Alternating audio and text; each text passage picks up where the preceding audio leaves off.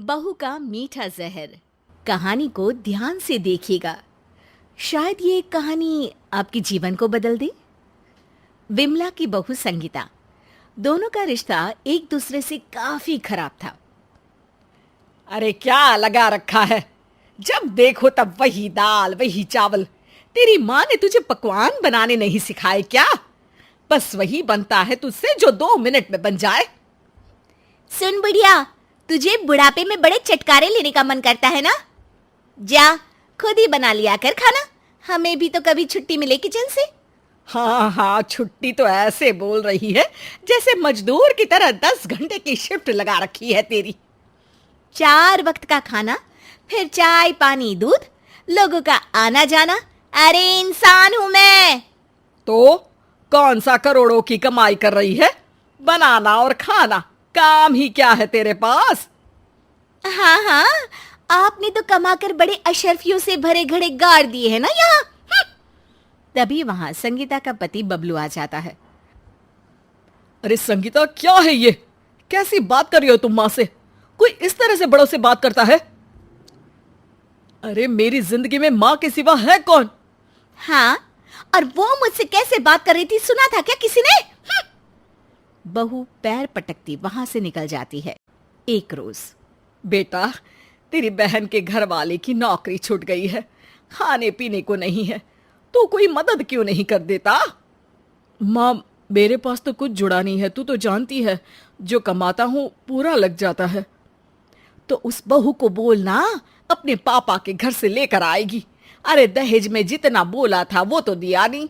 10 बार मैंने घुमा फिरा कर मांगा, लेकिन कहते हैं ना, कान में जूं नहीं रहेगा उन लोगों के। आज बात करता हूँ। अरे नहीं नहीं, तू रहने ही दे, मैं बात करती हूँ। तुझे तो पागल बना देती है वो। अरे सुन, तेरी ननद के पति की नौकरी नहीं रही, रहने खाने पीने के लिए पैसों की जरूरत है। अब हम तो तेरे माँ बाप की तरह है नहीं कि लड़की ब्याह दी तो समझो छुटकारा। अरे बोलना क्या चाहती हो, सीधे सीधे बोलो। और आज चाय नहीं बनाई क्या?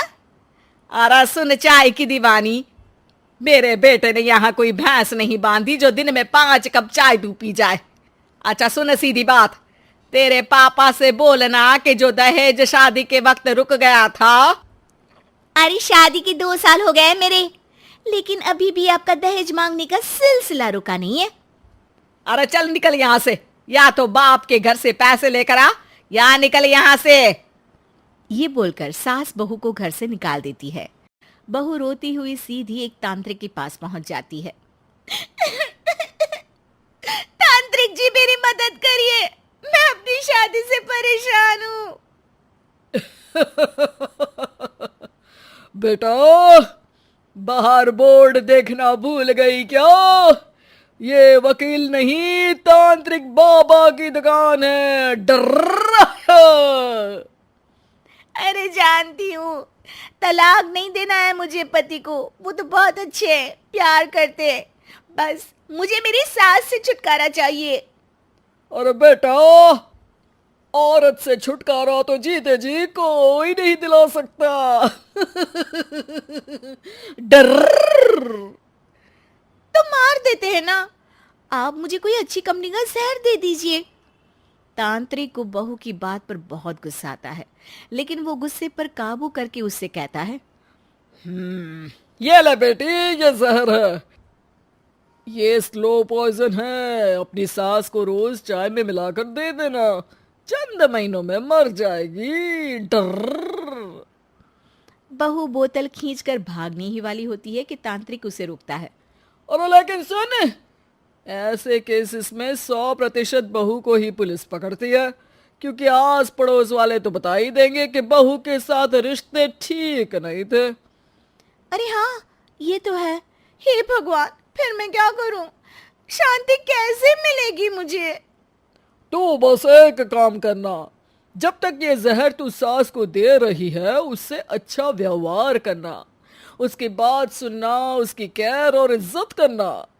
लोगों को लगेगा कि तू तो बेटी की तरह रह रही है, फिर तू क्यों मारेगी?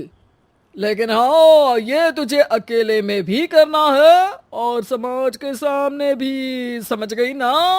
डर। बहू समझ जाती है और पिता के घर से थोड़े पैसे लेकर ननद को दे देती है। माँ जी, इस बार मुझे बिल्कुल बुरा नहीं लगा कि आपने मुझसे पैसे मंगवाए। दीदी मुश्किल में है तो ऐसे में तो मेरा फर्ज बनता ही है ना। सास को तो समझ में ही नहीं आता कि ये बहू को क्या हो गया हैं? चल तुझे अकल तो आई। पति भी बीवी की बात सुनकर खुश हो जाता है कि चलो मामला बिगड़ा नहीं। अगले दिन सुबह, सासू माँ ये चाय पी लीजिए। हाय, मैं सपना तो नहीं देख रही हूँ ना?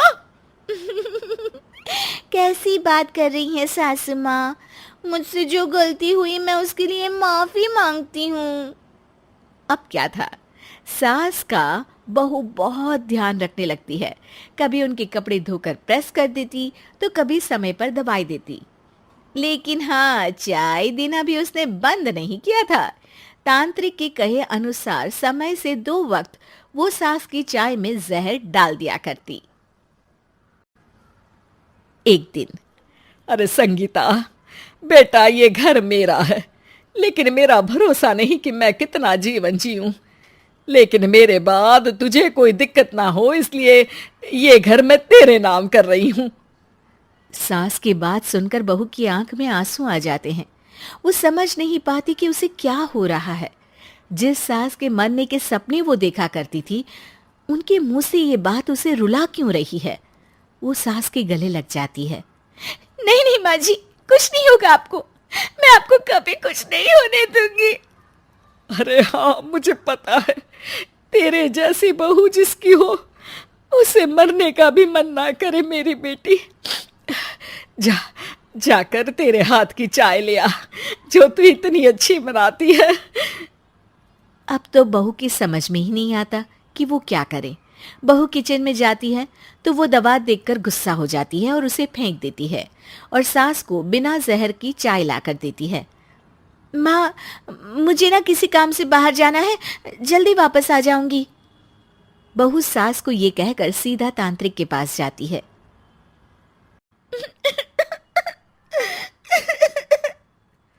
अरे क्या हुआ? मर गई क्या तुम्हारी सास? मरे उनके दुश्मन। अरे मैं तो नादान थी, आप तो समझदार थे, समझा नहीं सकते थे। दे दिया जहर मेरे हाथ में। अरे मैं तो गुस्से में थी। अरे तो अब क्या चाहिए? मुझे उस जहर का काट चाहिए जिससे मेरी सांस ठीक हो जाए और जहर का असर बिल्कुल खत्म हो जाए। मैं माँ जी के बिना नहीं रह सकती। मुझे उनमें अब मेरी माँ दिखाई देती है। अरे बहू, जहर बोतल में नहीं, तेरे दिमाग में था। तेरे दिमाग से जहर निकल गया, यही मेरे लिए बहुत है। उस बोतल में जहर था ही नहीं। डर। बहू खुश हो जाती है। वो भागकर घर आती है और सास को गले लगा लेती है।